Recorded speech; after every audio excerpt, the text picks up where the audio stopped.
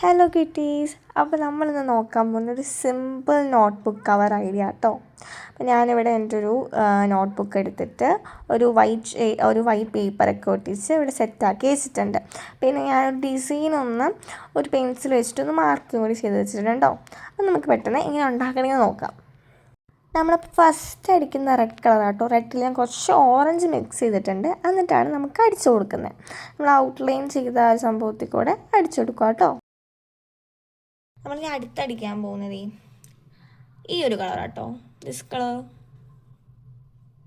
ഞാൻ ഇങ്ങനെ ഒരു ബ്രഷാണ് എടുത്തിരിക്കുന്നത്. ഇങ്ങനെ ബ്രഷാണ് കേട്ടോ എടുത്തിരിക്കുന്നത്. ഇങ്ങനെ ഒരു ടിപ്പുള്ള ബ്രഷ്. ഓക്കെ, നമുക്ക് ഏത് ബ്രഷ് വേണമെങ്കിൽ നിങ്ങൾ ഏത് ബ്രഷ് വേണമെങ്കിലും എടുക്കാം കേട്ടോ. അപ്പോൾ ഇനി നമ്മൾ അടിക്കാൻ പോകുന്ന യെല്ലോ കളറാണ്. യെല്ലോ കളറല്ല, ഓറഞ്ചിൽ യെല്ലോ ചേർത്തിട്ടുള്ളൊരു കളറാണ് ഇനി അടിക്കാൻ പോകുന്നത് കേട്ടോ. അടുത്ത കളർ എന്താണെന്ന് വെച്ചാൽ നമ്മൾ ഈ ഓറഞ്ചിൽ നമ്മൾ വൈറ്റ് മിക്സ് ചെയ്തിട്ട് അടിക്കാൻ പോവാം. അത് അതിനുള്ള ക്ലിപ്പൊന്നും ഞാൻ ഇതിനകത്ത് കൊടുത്തിട്ടില്ല. അത് അതിനുള്ള ക്ലിപ്പൊന്നും ഞാൻ എടുക്കാൻ വിട്ടുപോയി. സോ അത് ഞാൻ ചെയ്തതെന്ന് വെച്ചാൽ പിന്നെ ഞാൻ ചെയ്തത് ഫുള്ള് യെല്ലോ കളറിൻ്റെ ഒരു മിക്സിങ് ആയിരുന്നു.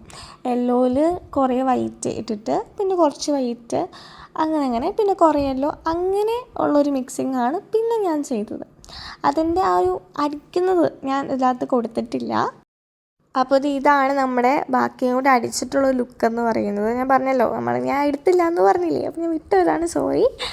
അപ്പോൾ ഇത് നമ്മൾ നോക്കുവാണെങ്കിൽ കുറേ ചുളിവ് കാണാൻ പറ്റുന്നുണ്ടല്ലേ. അപ്പോൾ നമുക്കൊരു കാര്യം ചെയ്യാം, നമുക്ക് തേച്ചിട്ട് ഒന്ന് സെറ്റാക്കി ഞാൻ ഒരു ഫൈനൽ നമ്മുടെ ബുക്ക് കവറിൻ്റെ ഒരു അവസ്ഥ കാണിച്ചു തരാം. അപ്പോൾ ഞാൻ തേച്ചിട്ടൊക്കെ ഉണ്ട്.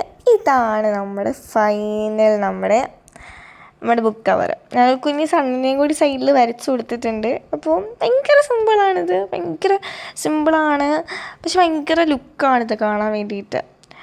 ഒത്തിരി സമയമൊന്നും വേണ്ട, പക്ഷെ ഭയങ്കര ലുക്കാണ്. നിങ്ങൾ എന്തായാലും ട്രൈ ചെയ്ത് നോക്കണം. അപ്പോൾ ഇത്രേ ഉള്ളൂ. Bye bye.